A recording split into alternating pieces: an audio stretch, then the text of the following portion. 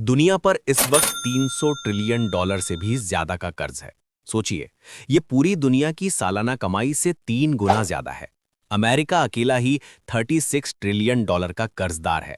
इतना बड़ा नंबर सुनकर सबसे पहला सवाल मन में आता है कि अगर हर देश कर्ज में है, तो आखिर ये पैसा किसको देना है? कौन है जो इतनी बड़ी बड़ी कंट्रीज को उधार दे रहा है? सीधा सवाल है, लेकिन इसका जवाब उतना ही उलझा हुआ। क्योंकि आज की दुनिया में कर्ज सीधी लाइनों में नहीं चलता, वो गोल गोल घूमता है। एक देश दूसरे से, दूसरा तीसरे से, और फिर वहीं पहले देश के पास लौट आता है। लोग अक्सर चाइना की तरफ इशारा करते हैं, कहते हैं कि अमेरिका को सबसे ज्यादा उधार चाइना ने दे रखा है। तो हाँ, चाइना के पास अमेरिका के 750 बिलियन डॉलर के बॉन्ड्स हैं। लेकिन सच्चाई यह है कि खुद चाइना भी 18 ट्रिलियन डॉलर से ज्यादा के कर्ज में डूबा हुआ है। और उसका ये कर्ज चाइना के ही बैंक्स के पास है, वही बैंक्स जो अमेरिका के भी बॉन्ड्स खरीदते हैं। मतलब चाइना अमेरिका को उधार दे रहा है, अमेरिका चाइना से कर्ज ले रहा है, और दोनों के बैंक एक दूसरे के बॉन्ड्स खरीदते हैं। लेकिन ये बॉन्ड्स होता क्या है? सिंपल भाषा में समझिए, बॉन्ड एक तरह का लिखित वादा होता है। गवर्नमेंट या कंपनी आपसे पैसे लेती है और एक कागज देती है, जिसमें लिखा होता है कि हम आपको इतने साल बाद आपका पैसा विद इंटरेस्ट लौटाएंगे। इसे ही बॉन्ड कहते हैं। ये एक इन्वेस्टमेंट भी है और गवर्नमेंट के लिए फंडिंग का जरिया भी। अब जरा सोचिए, ये सिर्फ दो देशों की कहानी है। पूरी दुनिया में हर देश उधार ले भी रहा है और दे भी रहा है। ये पूरा सिस्टम एक घूमते हुए पहिए की तरह है। और ये सिर्फ पैसे का लेन देन नहीं है, ये दुनिया की इकोनॉमिक ग्रोथ का इंजन है। पर यह सब शुरू कैसे हुआ? असल में कर्ज कोई नई चीज नहीं है। ये ह्यूमंस की हिस्ट्री जितना पुराना है। जब सिक्के नहीं थे, तब लोग भरोसे पर चीजें उधार देते थे। अभी ले जाओ, फसल के बाद वापस कर देना, इतना ही सीधा था। धीरे धीरे यही कर्ज बड़े पैमाने पर राजा रजवाड़ों के लिए बन गया। जब युद्ध लड़ने थे, महल बनाने थे और टैक्स से पैसा नहीं जुटा, तो पहली बार बॉन्ड्स बेचे गए पब्लिक को। लोगों ने गवर्नमेंट को पैसे दिए और बदले में उन्हें मिला कागज का एक टुकड़ा, एक वादा कि कुछ साल बाद गवर्नमेंट आपका पैसा और ब्याज दोनों लौटा देगी। यहीं से आधुनिक कर्ज की शुरुआत हुई। फिर आए दो वर्ल्ड वॉर, और फिर आया 1944 का ब्रेटन वुड्स एग्रीमेंट, जिसने अमेरिकन डॉलर को पूरी दुनिया की फाइनेंशियल सिस्टम की धुरी बना दिया। लेकिन जैसे जैसे खर्च बढ़ा, गोल्ड खत्म होने लगा, और 1971 में अमेरिका ने गोल्ड स्टैंडर्ड ही खत्म कर दिया। अब डॉलर सिर्फ भरोसे पर चलता है, किसी ठोस चीज से नहीं जोड़ा। इसी के बाद शुरू हुआ कर्ज का असली तूफान। अब गवर्नमेंट्स किसी भी काम के लिए पैसे छाप सकती थी, स्कूल बनाने, रोड मरम्मत करने या मंदी से बाहर निकलने तक के लिए।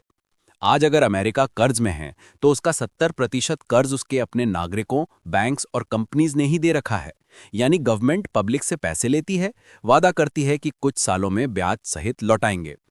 लोग बैंक में पैसे जमा करते हैं, बैंक उन पैसों से बॉन्ड्स खरीदते हैं, और यूं सरकार को कर्ज मिलता है। इसी तरह इंडिया, यूरोप, जापान, हर जगह का यही हाल है। देश अपने लोगों से, अपने बैंक से या दूसरे देशों से पैसे लेते हैं। Insurance companies, pension funds, mutual funds, ये सब गवर्नमेंट्स को उधार देते हैं, क्योंकि इन्हें भी एक भरोसेमंद इन्वेस्टमेंट चाहिए।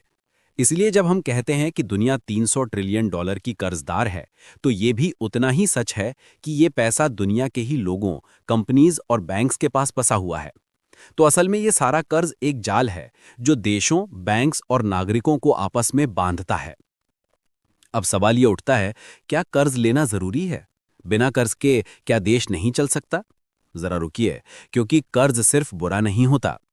असल में सही तरह से लिया गया कर्ज देश की तरक्की का सबसे जरूरी टूल होता है। मान लीजिए गवर्नमेंट के पास अभी पैसे नहीं हैं, लेकिन उसे स्कूल, हॉस्पिटल, रोड या रेलवे प्रोजेक्ट शुरू करने हैं। अब वो प्रोजेक्ट कई सालों में फायदा देंगे, लेकिन उसके लिए तुरंत पैसे चाहिए। तो गवर्नमेंट कर्ज लेकर वो काम कर सकती है, और धीरे धीरे टैक्स से कमाकर वो पैसा लौटा सकती है। इसे ही कहते हैं प्रोडक्टिव डेट। ऐसा कर्ज जो आगे चलकर देश को कमाई और विकास दोनों देता है।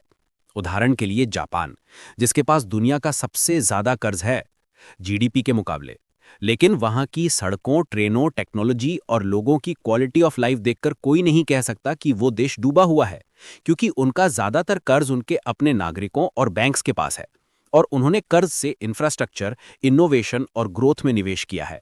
भारत ने भी कोविड के बाद के सालों में अच्छा खासा कर्ज लिया, जिससे इंफ्रास्ट्रक्चर और डिजिटल इंडिया जैसे प्रोजेक्ट्स में निवेश हुआ, और इसके बदले जीडीपी ग्रोथ तेजी से ऊपर गई। तो सवाल ये नहीं है कि कर्ज अच्छा है या बुरा, सवाल है क्या उस कर्ज का सही इस्तेमाल हुआ। अगर गवर्नमेंट कर्ज लेकर उसे प्रोडक्टिव जगहों पर लगाए, जैसे स्कूल, सड़कें, बिजनेस एनवायरनमेंट सुधारना, तो वो देश की इकोनॉमी को तेजी से बढ़ा सकता है।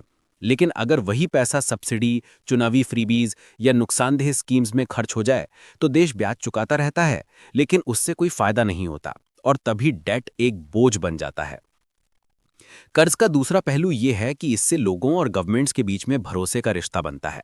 आप सोचिए, जब एक आम नागरिक गवर्नमेंट का बॉन्ड खरीदता है, तो वो असल में कह रहा होता है, मुझे अपने देश पर भरोसा है कि वो मेरा पैसा लौटाएगा।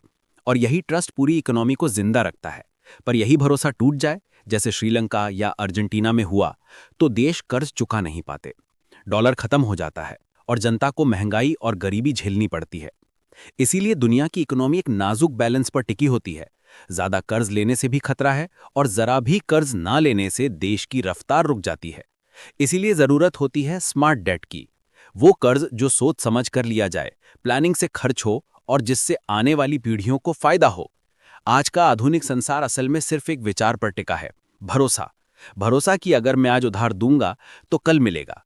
भरोसा कि गवर्नमेंट्स अपने वादे निभाएंगी और भरोसा कि ये पूरा सिस्टम चलता रहेगा। पर जैसे जैसे कर्ज बढ़ रहा है, सवाल भी उठते जा रहे हैं। क्या ये भरोसा हमेशा कायम रह पाएगा? अपने थॉट्स कमेंट में बताएं।